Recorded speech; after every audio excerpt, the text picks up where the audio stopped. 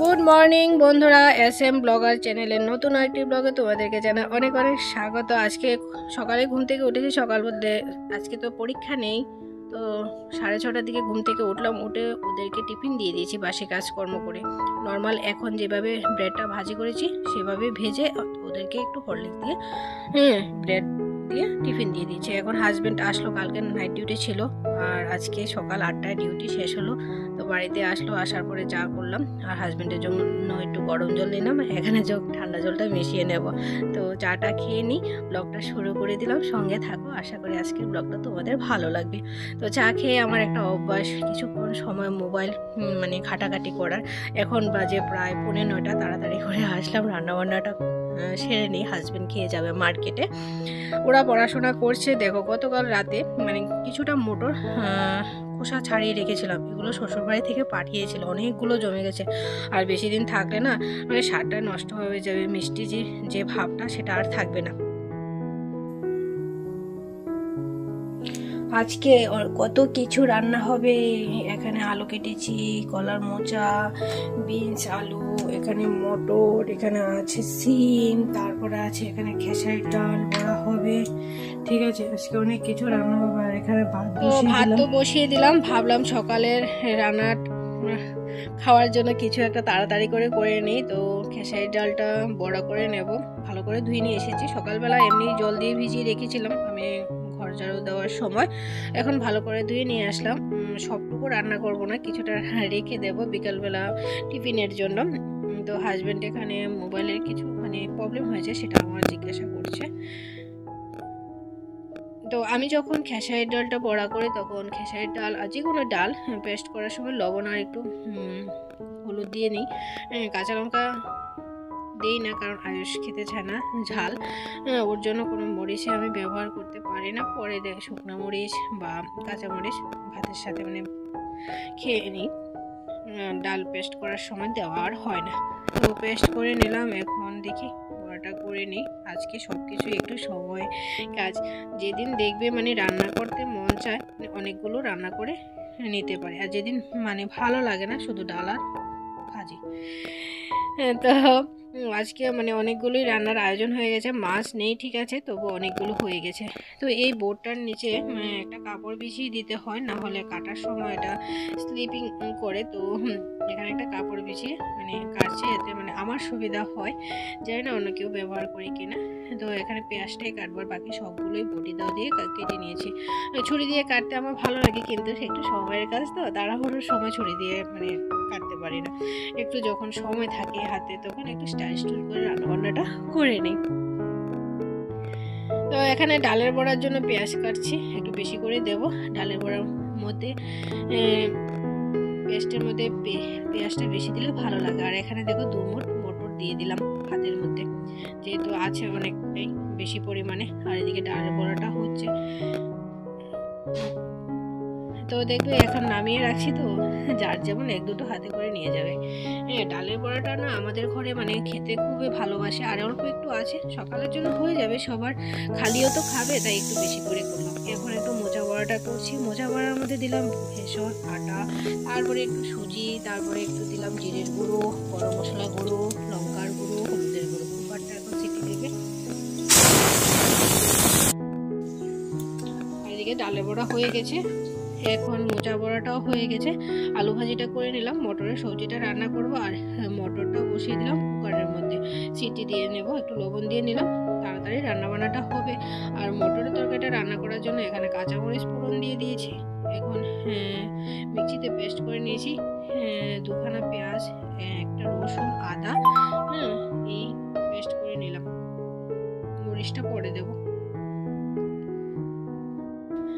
তো ভালো করে কষিয়ে এখন দিয়ে দিচ্ছি লবণ আর একটু হলুদ দিয়ে ভালো করে আবার কষিয়ে নেব। এখন দিলাম জিরে ধন্য একসাথে মেশানো 2 চামচ দিয়ে দিলাম। আর এখন দেব টমেটো। আমি পেস্ট করি না, এভাবে আমি রান্নাবান্না করি, আমার কাছে সুবিধে লাগে। তো এভাবে চিকন চিকন করে কেটে মশলাটার উপরে দিয়ে ঢাকনা দিয়ে রেখে দেব। একটু দিয়ে দিলাম লঙ্কার গুঁড়ো কালারের জন্য। তো এখন চলো ঢাকনাটা তুলে দেখি, টমেটোটা একদম নরম হয়ে গেছে। এখন এটা ছেনির সাহায্যে একদম ম্যাশ করে দেব। এই দেখো একদম নরম হয়ে গেছে। আর এমনি পেস্ট করলে না অনেকটা সময় লাগে মানে মশলাটা কষাতে, তাই আমি এভাবেই রান্না করি। তোমরা প্রায়ই দেখো যারা আমার রোজ ভিউয়ার্স তারা ঠিক আমি কিভাবে রান্না করি তোমরাও শিখে গেছো। তো এখন ভাজি করা আলুটা দিয়ে দিলাম, একটু কষিয়ে নিয়েছি, সেটা আমি স্কিপ করে দিয়েছি, ভিডিওটা অনেকটাই বড় হয়ে যাচ্ছে। তো এখন দেখো সিদ্ধ করা মটরটা কুকার থেকে দিয়ে দিচ্ছি। সবটা রান্না করব না, অনেকটাই হয়ে গেছে। তো ভাবছি একটু কড়াইশুঁটি যদি করতে পারি, কড়াইশুঁটি কচুরি, সেটা ভেবে অল্প একটু রেখে দিয়েছি। তো এখন ভালো করে একটু কষিয়ে নেব। আমাকে না মশা খুব যন্ত্রণা করছে। তো এখন দিয়ে দিলাম একটু ম্যাগি মশলা, ভালো লাগে খেতে। আমরা রুটি দিয়ে খাওয়ার জন্য অনেক বাজার থেকে এরকম গ্রিন মটর কিনে এনে যেভাবে সবজি রান্না করি সেভাবেই রান্নাটা করলাম। তো জলটা বেশি দেব না, কারণ মটরটাও সিদ্ধ করা, আলুটাও ভাজি করা, মশলাও কষানো ভালোভাবে হয়েছে। তো দেখো এখন ঝোলটা ফুটে গেছে, ধনিয়া পাতা দিয়ে দিলাম, একদম ডাটা টাটা সহ কিছুই ফেললাম না। তো এখন নামিয়ে নেব। মটরটা একটু কমই হয়েছে মনে হচ্ছে, আর একটু দেওয়া যেত। ঠিক আছে, রাত্রেবেলা ঠিক করে নেব। তো এখানে দিয়ে দিলাম দেখো শস্য পোড়ন আর সিম চচ্চড়ি করব, সেটা আমি তোমাদের সাথে শেয়ার করেছি। একবারে কুকারের মধ্যে সিম, জিরের গুঁড়ো, একটু লবণ আর একটু কাঁচামরিচ দিয়ে সিদ্ধ করে নিয়েছি। তারপরে নেমে একটা গ্লাসের সাহায্যে একটু নরম করে মানে আধা ভাঙা করে নিয়েছি। নিয়ে এখন শস্য পোড়নটা দিয়ে একটু হলুদ দিয়ে নেড়ে চেড়ে এখন ধনেপাতাটা দিয়ে দিলাম। হয়ে গেল আমার সিম চচ্চড়ি। আর এখানে কালো জিরে ফোড়ন দিয়ে দেবো এখন, দিয়ে আরেকটা তরকারি বসিয়ে দেবো, এই বিন আর আলুর তরকারিটা। এখানেও একটু জিরের গুঁড়া, একটু লঙ্কার গুঁড়া, হলুদের গুঁড়া, একটু লবণ দিয়ে ঢেকে রেখে দেবো, আর একটা টমেটো দিয়ে। এটা আস্তে আস্তে সিদ্ধ হয়ে যাবে। এইভাবে রান্না করলে বিনসটা খেতে ভালো লাগে, মানে ভাজির থেকে। আমার শ্বশুরবাড়িতে বিনসটা ভাজিই করা হয়। তো এখানে হয়েছে মটরের সবজি, সিম চচ্চড়ি, তারপরে আছে এখানে মোচা বড়া আর ডাল বড়া। ঠিক আছে, আরেকটা তরকারি হচ্ছে। তো আমাদের জন্য ভাত বেড়ে নিয়েছি, আয়ুষ খাবে আমার সাথে, তাই 3টে থাল। আর পূজার জন্য এখন শুধু বড়া দিয়ে ভাত খাবো, মোচা বড়া আর ডালের বড়া দিয়ে। ঠিক আছে, রান্নাবান্নাটা করে নিয়েছি, রান্নাবান্নার কাজ সেরে নিয়েছি। আজকে অনেকগুলো রান্না করেছি, 5 পদ রান্না করেছি 4 জন মানুষের জন্য। আয়ুষ বসে গেছে, হাজব্যান্ড আসছে হাত মুখ ধুয়ে, আর একটা কাঁচামরিচ নিলাম। ঠিক আছে, খেয়ে খেয়ে দিয়ে আসলাম, এখন বিছানাপত্রটা গুছিয়ে নিলাম।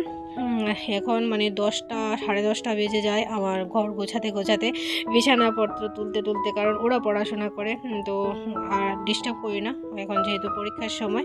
তো এখন ভালো করে ঘরটা ঝাড়ু দিয়ে নিলাম, নিয়ে এখন হাজব্যান্ডের ভাতটা বেড়ে নিলাম। হাজব্যান্ডের ডিউটি আছে, ইভিনিং ডিউটি, আমি যাব এখন স্নান করতে। বন্ধুরা এখন স্নান করে আসলাম, বাজে 1টা। আমার শরীর প্রচণ্ড ব্যথা করছে, জ্বর আসবে মনে হয়। পূজা গেছে স্নান করতে, হাজব্যান্ড তো গেছে ডিউটিতে। তো এখন আয়েশকে একটু পড়াবো, তারপরে ভিডিও এডিটিং করব, খাওয়া দাওয়া করব। ঠিক আছে, তোমাদের কাছে সাথে আর কিছু শেয়ার করিনি, অনেক আস্তে ধীরে কাজকর্মগুলো করলাম, কিন্তু ঘরটা মুছে নেই, শরীরটা দিচ্ছে না, তাই ঘরটা মুছে নেই। যদি ভালো লাগে বিকালবেলাতে মুছবো। তো ঠিক আছে, এখন রাখছি, পরে আবার দেখা করছি তোমাদের সাথে। তো এখন 3টা বাজতে যায়, ভাত বেড়ে নিয়েছি, এই দেখো। চলো তো আবার দেখিয়ে দিই তোমাদেরকে, বিন তরকারিটা তোমাদেরকে দেখানো হয়নি। দেখো সিম চচ্চড়ি, বিন দিয়ে আলু দিয়ে নিরামিষ সবজি, আর তো এখানে আছে মটরের তরকারি, দেখেছো এই। তো এটা খাবো না, ভাবছি রাতে বেলা রুটি করব। আর এটা হচ্ছে সিম। গুড ইভিনিং বন্ধুরা। তো এখানে আয়ুষ আর পূজার জন্য টিফিন নিয়ে নিলাম বুস্ট। ঠিক আছে, দুধের মধ্যে বুস্ট দিয়ে এখন চিনি দিয়ে গুলে নিচ্ছি, পরে একটু জল মিশিয়ে দেবো, নাহলে এত গরম খেতে পারবে না। ঠিক আছে, আমি হাফ দুধ হাফ জল মিশিয়ে দিই সব সময়ই। এখন জলটা মিক্সড করে নিই, বেশি দেবো না জল, একটুই দিয়েছি দেখো। আয়ুষ টিফিন না খেলে ও পড়তে বসতে পারে না, সন্ধ্যা হলে ওর টিফিনটা সঙ্গে সঙ্গে দিয়ে দিতে হয়। তো এখন চা খাবো না, হাজব্যান্ড আসলে চাটা খাবো। এখন ওকে পড়াবো, ওকে পড়িয়ে এখন আসলাম রান্নাঘরে। এখন হাজব্যান্ড পড়াচ্ছে, ডিউটি থেকে এসে গেছে, সন্ধ্যা 8টায় ডিউটি শেষ হয়েছে। তো আমি করছি রুটি, যেহেতু মটরের সবজি আছে তাই ভাবলাম আজকে রুটিটা খাই। তো এখানে কিছুটা রুটি করা হয়েছে, অনেকখানি রুটি করছি, কালকে সকালে টিফিনের জন্য করে রেখেছি। আর আমি রুটি করলে কালকে সকাল কেন, কালকের মানে রাত্রি অবধিও মানে সেম নরমই থাকবে রুটিটা। ঠিক আছে, আমি রুটিটা একদম কাই করে করি তো তাই। আর এভাবে রুটি না করলে আমাদের ঘরে কেউ খেতেও পারে না। অনেকে বলে আটাটা তো একদম সিদ্ধ হয়ে যায়, তো আটাটা সিদ্ধ না হলে আটা কি কাঁচা খায় কেউ? আটা তো সিদ্ধ করেই খায়। তো এভাবে করলে রুটিটা একদম নরম থাকে, আর কোনো গ্যাসেরও প্রবলেম হয় না। আর আমাদের তো একটু গ্যাসের প্রবলেমটা কমই, তাই আমরা বুঝতে পারি না। যাদের গ্যাসের প্রবলেম তারা যা খুশি খাক না কেন, যত ভালো জিনিসে খাক না কেন, একটু না একটু গ্যাসের প্রবলেম হবেই। তো একদিকে রুটি বেলছি আর একদিকে রুটিটা করে নিচ্ছি, কারণ খাওয়ার সময় হয়ে যাচ্ছে। আর আয়ুষ বলছে মা আমি একটু দেরি করে খাবো। এখন খুব টেনশনে আছে উনি পড়াশোনা নিয়ে, সারা বছর মানে খেলে দুলে কাটিয়েছে, এখন খুব টেনশন করছে, মানে চোখে দিয়ে জল পড়ছে সারাক্ষণ, পরীক্ষা ভালো হবে কিনা, পরীক্ষা ভালো হবে কিনা। মানে আমার মাথাটা একদম নষ্ট হয়ে যাচ্ছে ওর কাণ্ড কীর্তি দেখে। তো একটা পেঁয়াজ কেটে নিলাম, রুটি টুটি করে খাবারও বেড়ে নিয়েছি তোমাদের সাথে গল্প করতে করতে। তো বাকি যে মটরটা রেখেছি সেই মটরটাও এখন মানে দিয়ে দিলাম, দিয়ে তরকারিটা আবার ভালো করে গরম করে নিয়েছি। কিন্তু মটরটা একটু মানে থেতো করে দিলে ভালো হতো, তরকারিটা একটু ঘন হতো। তো এখন বসে বসে দেখো আমি হাতা দিয়ে নরম করে দিচ্ছি একটু। তো আজকে ব্লগটা এখানে রাখছি, ঠিক আছে? খাওয়া দাওয়া করব, খাওয়া দাওয়া করে বাসনপত্র ধুয়ে ঘুমিয়ে পড়ব। তো পূজাও এসে গেছে, আয়ুষ এখন আসেনি, ওর গরম লাগছে, ও টিভি দেখছে, মানে পড়াশোনা থেকে উঠে গেছে, উঠে এখন 5-10 মিনিটের জন্য টিভি দেখছে। তো তোমাদের যদি আজকের ব্লগে কিছু ভালো লাগে তাহলে একটা লাইক কমেন্ট করে দিও। আজকের মতো বিদায় নিচ্ছি, দেখা হচ্ছে আবার নতুন একটা ব্লগের সাথে। ততক্ষণ তোমরা সবাই ভালো থেকো, সুস্থ থেকো, সাবধানে থেকো। Good night.